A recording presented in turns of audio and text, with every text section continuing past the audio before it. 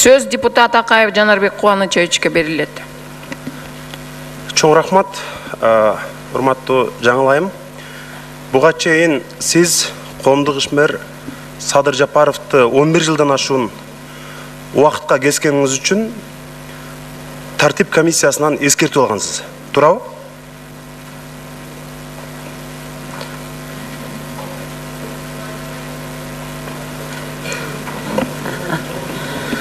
Жанарбек Кубанычевич туура айтып атасыңар. Мен ошол чечимди ала келдим. Керек болсо көрсөтүп берем. Сиз менде бир гана суроо сизге. Эгерде ачык айтсаңыз, мен сизди колдоп берем. Эгерде калп айтсаңыз, мен сизге каршы добуш берем. Сизге ошол убакта Садыр Жапаровго каршы аны ушинтип чыркыратып түрмөгө кесесиң деген көрсөтмө ак үйдөн болгонбу, болгон эмеспи? Мен ушул жерге келип алып силердин астыңарда алдай турган максатым жок. Андай болгон эмес. Бул иш коллегиально каралган, районный соттун чыккан өкүмү өзгөртүүсүз калтырылган.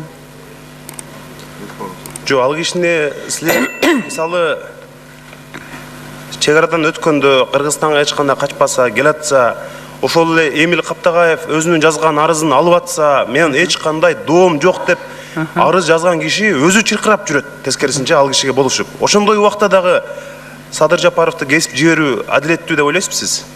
Мен силерге жооп берейин, туура түшүнүңүз. Коюлган айыптар боюнча өтө оор кылмыштар коюлганда, жабырлануучу жекече айыптоодон баш тартса гана болот. Ачык, жекече ачык айыптоо бул анча оор эмес кылмыштар гана боюнча. Азыркы моундай коюлган айыптар боюнча жабырлануучу баш тартса дагы кылмыш иш кыскарбайт. Мыйзамда ошондой көрсөтүлгөн. Жо, ал эмне үчүн мисалы Садыр Жапаров буга чейин коомдук ишмер катары жана кумтөр маселесин көтөрүп жүргөн, билебиз. Жогорку Кеңештин депутаты болгон. Бирок ошол эле убакта ага 11 жылдан ашуун, 11 жыл 6 ай, мен билишимче. Ошончо убакыт бул түрмөгө кесип жиберүү сизге мындай кандай? Ошол убакта мисалы ал киши ошол убактагы бийликти, ошол убактагы президентти катуу сындап жүргөн. Ушуга байланышы жок. Ошол убактагы соттордун Кудайдан кийинки эле адамы болуп калган Манас Арабаев сизге салам айттырган жок деп биз ишенсек болобу? Толук айтып берем, жок деп. Дагы бир айтып коюш керек, коюлган айыптар бул мамлекеттикке, жанагы Ысык-Көл областтык администрациянын алдында болгон иш.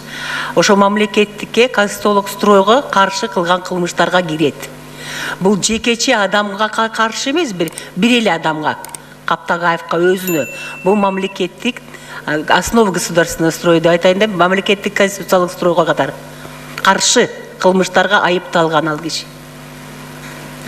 Эми Кыргызстанда билесиздер да, биз соттор ошол эле Азиз Батукаевга чыгарган чечимдери бар. Андан башка бизде криминалдар, ишкерлерди тоногондор бардыгы эле жүрөт, соттон акталышат. Бирок ошондой чындыкты айткан кишилердин камалып кеткени бул адилетсиздик деп ойлойм мен. Бул менин жеке оюм.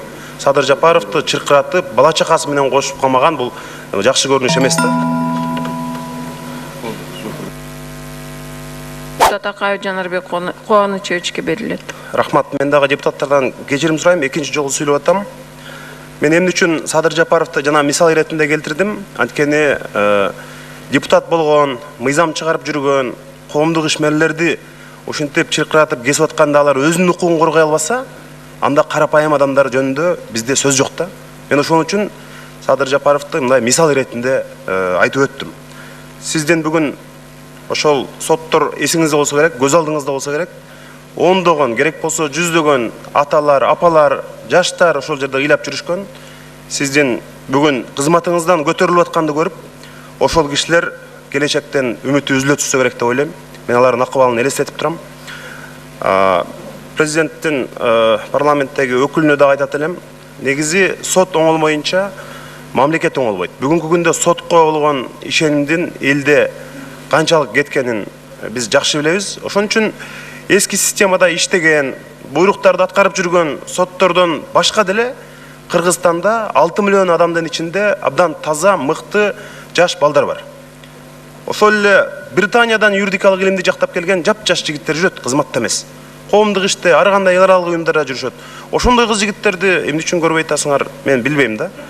Коомдо бурулуш жасай турган, накты адилеттүүлүккө бел байлаган адамдар бар. Урматтуу Курманбек мырза, кийинки бир кандидаттарды караганда ошондой адамдарды алып келсеңер, биз мындай кубаттап, коштоп, биздин дагы үмүтүбүз жанып бир мындай колдоп бермекпиз да. Анан кечеги системадан тажап, алардан ушунчалык мындай элибиз дагы тажап, ушу бир оңолорбуз деп турган учурда кайра эле баягы кишилерди алып келсеңер, биздин дагы көңүлүбүз суйт. Эң башкысы элибиздин дагы көңүлү суй түшөт да. Ошон үчүн келгиле бир жаңы адамдарды, жаш, бир тың, мыкты, адилеттүү, таза, билимдүү адамдар Кыргызстанда толтура. Ошолорду алып келгиле, биз колдоп берели. Рахмат. Суроо жок менде. Рахмат. Садыр Жапаров Бишкек шаарынын 1-Май райондук сотунун 2017 жылдын 2-августундагы өкүмү менен Кыргыз Республикасынын кылмыш жаза кодексинин 30-берененин 4-бөлүгү менен 227-беренесинин 2-бөлүгүнүн 1-3 пункту менен күнөөлүү деп табылып, 11 жыл 6 айга эркиндигинен ажыратылып, жазасын катуу тартиптеги абакта өтөсү белгиленип, Кыргыз Республикасынын кылмыш жаза кодексинин 16-беренесинин 3-бөлүгүнүн 3 пункту негизинде жасаган кылмышы өзгөчө коркунучтуу, өнөкөттө жасалды деп табылган. Аталган өкүм Бишкек шаардык сотунун 2017 жылдын 15 сентябрындагы өкүмү менен өзгөртүүсүз жана Кыргыз Республикасынын жогорку сотунун 2018 жылдын 13 июндагы токтому менен күчүндө калтырылган.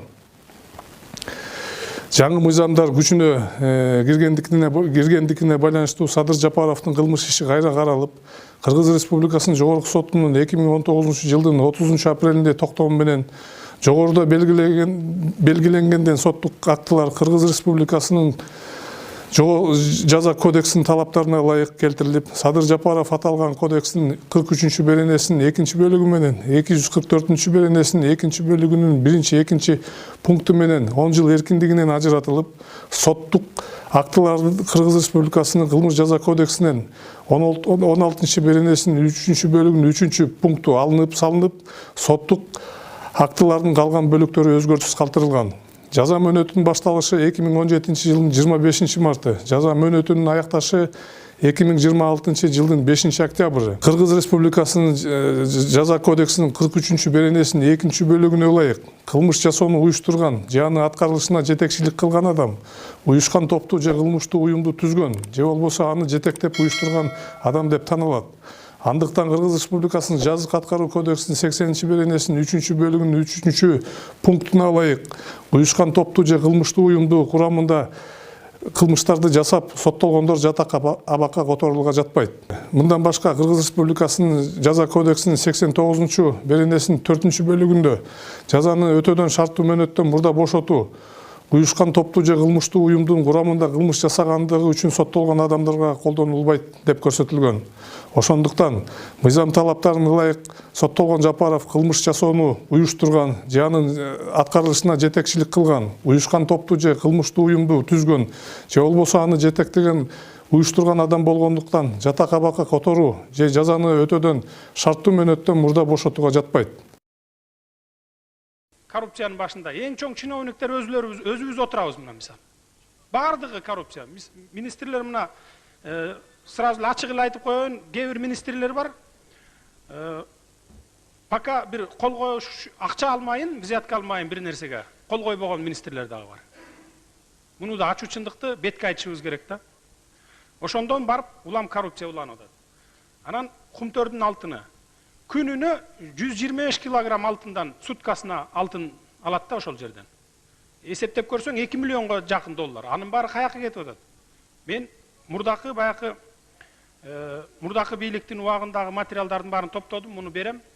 Именно ушу Феликс Шаршембаев сизге, Курманбек Салиевичке мынакей мен жөнөтөм. И плюс еще депутаттардын ар бирөөнө ушул материалды берем. 100 листтен турган материал. Мен айтайын дегеним, мурдакы Созовдун депутаттары комиссия болуп текшерген да кумтөрдү.